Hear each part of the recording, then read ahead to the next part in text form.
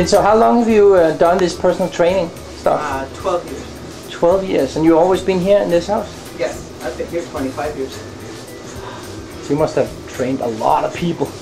Yeah. I have a file on every one of them. And you used to do bodybuilding, right? Briefly. Briefly. Yeah. Mostly I've done strength training. Okay.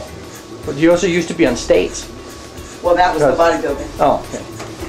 And you used to be a firefighter. Yes, sir. The first woman firefighter of Oakland. The first woman firefighter. Well, when I started, there were only about 40 women nationwide doing it. For Yeah. pay. There have always been a lot of volunteer firefighters in the wildlands and little teeny towns and stuff.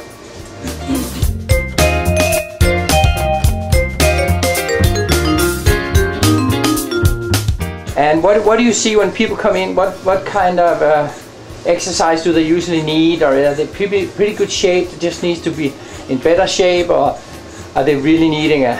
It's a pretty big variety, but mostly what they have in common is they all need motivational help. That's interesting. Whether they've already been conditioned at some point in their life and they just can't get back to it. Right. You know, they've gotten too involved in career or whatever. Oh, I got Did you do both? I think I got one. Or, you know, people whose doctors or chiropractors have said you've got to start moving, you know. So it's generally a population that's aging as well. You guys are on the young end of who I work with. Okay. Some realize that the key for them is to continue to work with someone, you know. Okay. And those are the people that are with me for years. Okay. You know, and sometimes they even try to go away and then they come back and go, I don't do anything without you. I need you.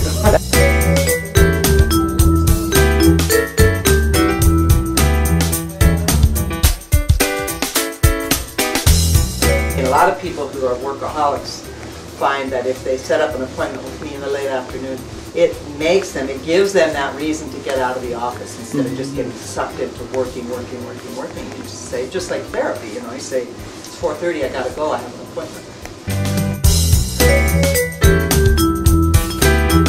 You find that it's easy for people to find excuses not to do exercise? Oh yeah, that's how they get in the shape they're in. What's easy for me to find them too. So you still, after all these years of training, you feel that you still have to be like kind of pushing yourself to do it. It's not something that just comes natural. Well, yeah, because life kicks in. You know, I mean, the aging phenomenon changes your motivation too.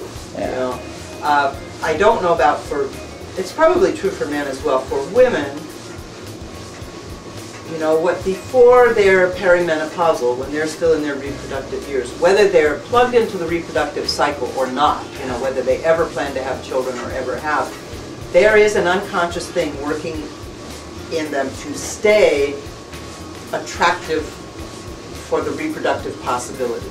You know, the focus, the self-consciousness about how do I look to others.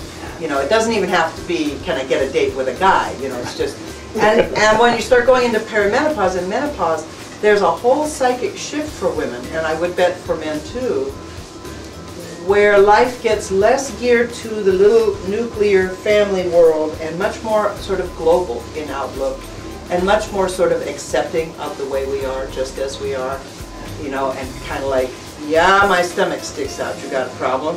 You know? But the problem is at that same point on the teeter-totter is when we really have to start thinking about bone density and keeping our range of motion healthy and, you know, staying functional.